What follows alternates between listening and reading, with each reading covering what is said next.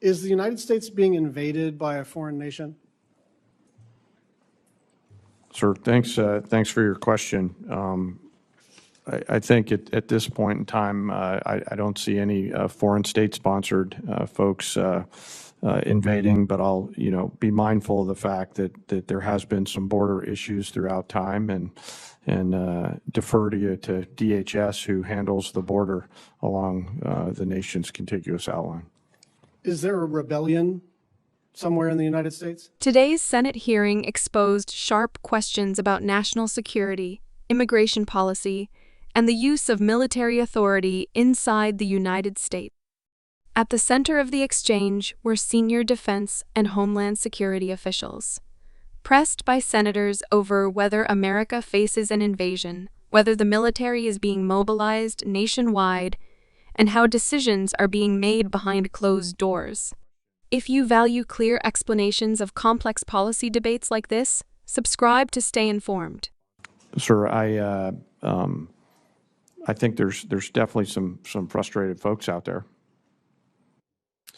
I mean, if frustrated folks were a rebellion, and I guess that goes to my question for the Secretary. Two things. There should be some sort of paper flow that the committee, the Congress, the public can look at in invoking Title 10, Section 12406. So can you give us some clarification on whether the orders that were issued apply to specifically Los Angeles, to California generally, or is this a nationwide order? The orders that have been issued, which are publicly available and known, relate to an ongoing situation in Los Angeles, which could expand to other places. But it's quite easy to point out that there has been an invasion of 21 million illegals in our country under the previous administration. So this administration was elected to get a hold of that. Yeah, can we just and when you have ICE officers being attacked with concrete blocks, Secretary, they should be allowed to do their job. Secretary, I'd really like to not try to create a viral moment for either of us. I'm actually trying to understand kind of the scope of this order. The order effectuates the ability to mobilize the Guard and the Marines.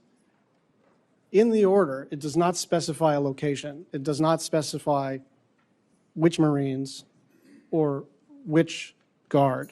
And I'm trying to figure out, if you decided to do this collectively in Kansas or any other place, would you need to specify a new sort of fact pattern, or do you think this order applies to any Guard, anywhere, any service branch, anywhere? It's just I get your justification. We disagree about the circumstances. I'm just trying to figure out, did you just potentially mobilize every Guard everywhere and every service member everywhere? I mean, create the framework for that. I understand you didn't. I'm saying, what does the document do, in your opinion? Senator, if you notice, the initial order of 2,000 in California was followed by a follow-on order for the additional 2,000, with a recognition that the situation there required more resources in order to support law enforcement. So part of it is getting ahead of a problem, so that if in other places, if there are other riots in places where law enforcement officers are threatened, we would have the capability to surge National Guard there if necessary. And thankfully, in most of those states, you'd have a governor that recognizes the need for it, supports it, and mobilizes it him or herself. In California, unfortunately, the governor wants to play politics with it. I did step on the last part of your sentence, so I'm going to try to take turns here. Just on the 747 question.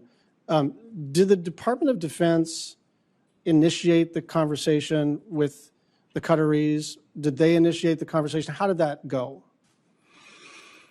Senator, I have to go back and review it, but we've been a part of the ongoing conversation. Yeah, but I think it kind of matters who's asking, doesn't it?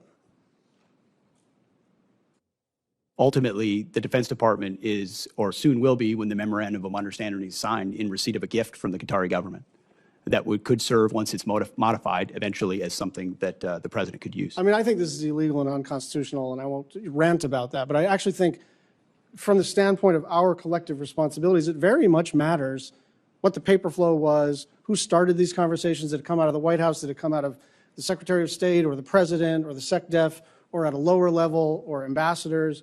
Like, we're entitled to know, because we can agree or disagree about the propriety of this.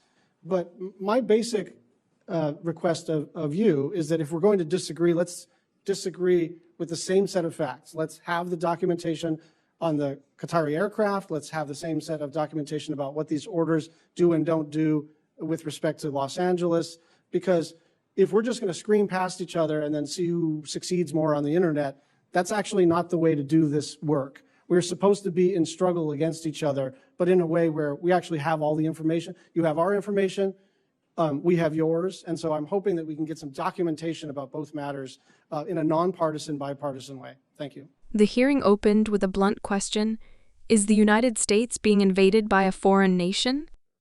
General Kane answered cautiously, saying there was no state-sponsored invasion, but acknowledged ongoing border security challenges. This distinction matters. Calling something an invasion has legal and constitutional implications, potentially allowing emergency powers to be used. Understanding the language used in these hearings is vital. Words like invasion or rebellion can shape policy decisions, military deployments, and even public perception. For more deep dives into why these legal definitions matter, hit subscribe and turn on notifications. The next flashpoint involved Title 10 authorities and orders, allowing the mobilization of National Guard and Marine units. The senator asked, do these orders apply only to Los Angeles, or could they be used anywhere nationwide? The defense secretary clarified that the orders were initially tied to Los Angeles, but structured to allow expansion to other areas if necessary, essentially creating a legal framework for rapid deployment. Critics worry this could mean a blanket authority to mobilize military forces anywhere in the country without additional approval. These debates highlight the tension between emergency response flexibility and civilian oversight. If you want more context on how Title 10 works and why it is controversial, subscribe so you don't miss future breakdowns.